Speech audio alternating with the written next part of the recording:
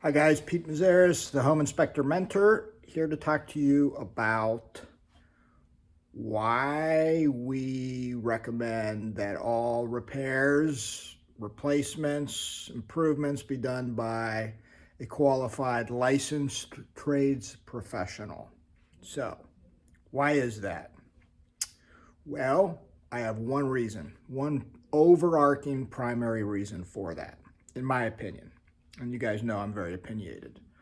So when I was getting pretty busy in home inspections, the last thing I wanted to do was foul up my schedule by taking away time to go back and do re-inspections for recommendations I made in the report.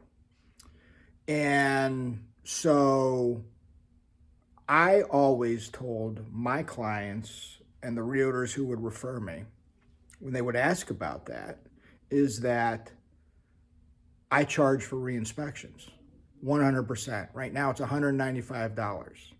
So why is that? Why charge for a re-inspection versus, wrapping it into the promotionary price that you advertise or quote clients?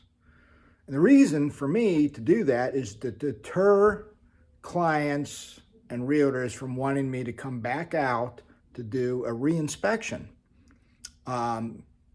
because that is not in my original price, okay? And if I have to go back out and do a re-inspection, typically that's going to take away from my inspection schedule, right? And we all know that our inspection schedule is very valuable, as especially if you're a one-man or woman operation and you're starting to get busy.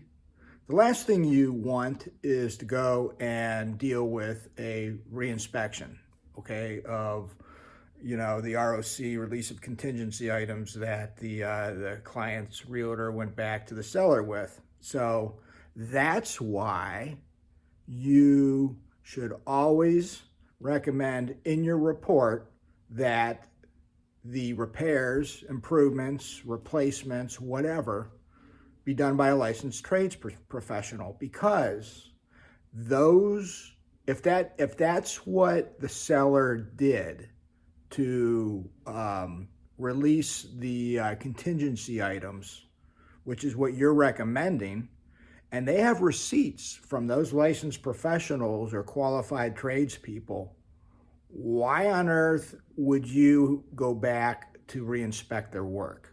Okay, they are now responsible. That receipt for that work done makes them responsible, okay, to the new buyer.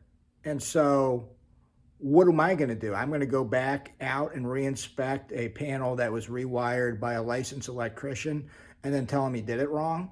Really? I'm not going to do that. Okay.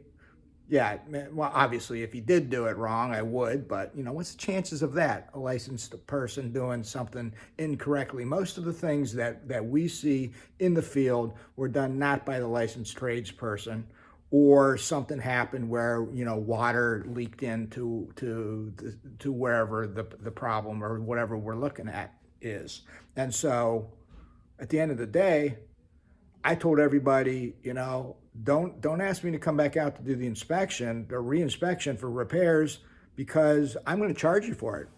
Hey, happy to come out if you want me to, but you're going to pay for it, and it's going to be $195.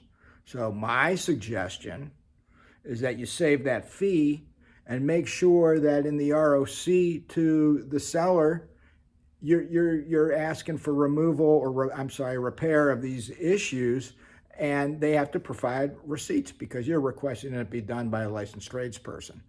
And so, if you do that, why have the home inspector come back out? So again, as I come full circle, to me, that is the primary reason for saying in your report to have this item repaired, improved, replaced, corrected by the relevant licensed, certified, qualified tradesperson. Okay, because if you think about it, the only thing that we're really responsible for is identifying an issue that doesn't comply with the standard. Okay, we're not supposed to recommend how to fix it or who should fix it. We're just going to say that this is an issue. That's what the standards say. Okay, it doesn't say that we're supposed to recommend anybody.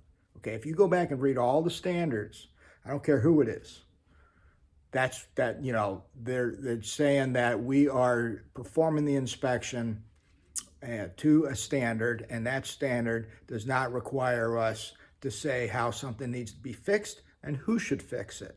But obviously, as a home inspector who wants to get business, okay, because that's the only point of being a home inspector, is so that you get business, right? So that you can have a career and support yourself and your family.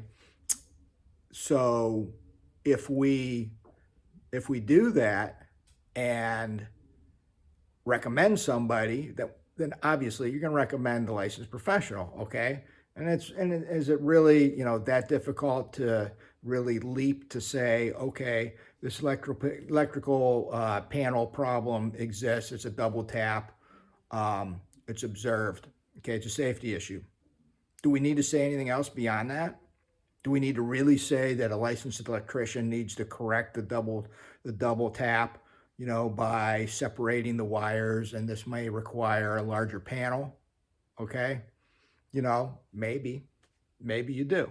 Me, what I like to do is say, this issue is discovered, this is why it's a problem, this is what could happen if you don't fix it, and this is who should fix it, okay? Typically, by doing that, I satisfy anybody who's going to come back to me and ask me a question, right? And that's just a simple example. And so since we're recommending the repair, we might as well go the next step and say who should do it. We got a leaking faucet, recommend a licensed plumber fixes it. Okay, the client wants us to come back and re-inspect it. Well, who fixed it? A licensed plumber? Yeah. Do you have the receipt from the seller? No. Well, then the licensed plumber didn't do it. Uncle Joe did it. Go back and get the receipt. If you do have the receipt, why do you want me to go and check the work of a licensed tradesperson? If you want me to, happy to do it, but you're going to pay me to do it. So hope that's helpful. So you guys, I know I talked a lot about that. I charge $195 even with my guys now. It's not just me. Okay, I don't even do inspections anymore. As you know, I'm not in the field anymore. My guys are. And so they want my guys to go back out to do a reinspection. Okay, let's say they couldn't get into the attic because there was a shelf with clothing. So we couldn't get up there. Okay.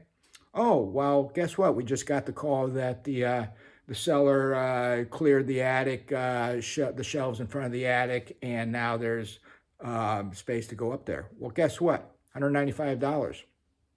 Who should pay that? Well, I think the seller should. Of course, we can't make the seller do that. But if you want us to come back out, again, it's the same issue. We have to stop our schedule, block off time to go back out there. So that's a return inspection to me, and someone should pay for it, okay? Now, I know that's a business decision, and when you're first starting and you're growing your business and you're trying to make, realtors use you, okay? In the beginning, like I did, you're probably going to do these things for free, okay? But there comes a time when you get busy enough that it's going to be a charge to do it, in my opinion. Otherwise, you're going to stress yourself out trying to do too many things in the work week and not get paid for it. And so if it's something that's not accessible during the inspection, something wasn't on, or there was blockage or whatever it is, then they want you to come back. You say, hey, yeah, I'll have to schedule it. It's $195 to return to the property. See what they say. I mean, was it reasonable that the seller should have made sure that everything was accessible? I think it was, especially if they're represented by a realtor, okay? The listing agent should have gone over that with them, should have reviewed it if they were a listing agent who pays attention.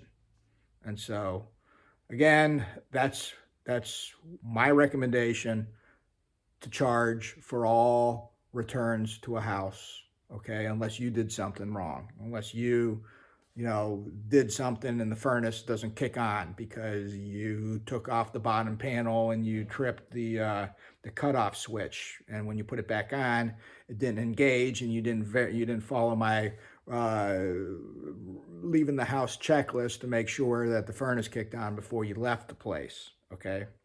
And so obviously you have to own up to that, and you're going to go back. But anything else they want you to go back for, my opinion, should be a charge. But you run your own business and you make those decisions. I'm just giving you some food for thought on how I do it. Okay? Take care.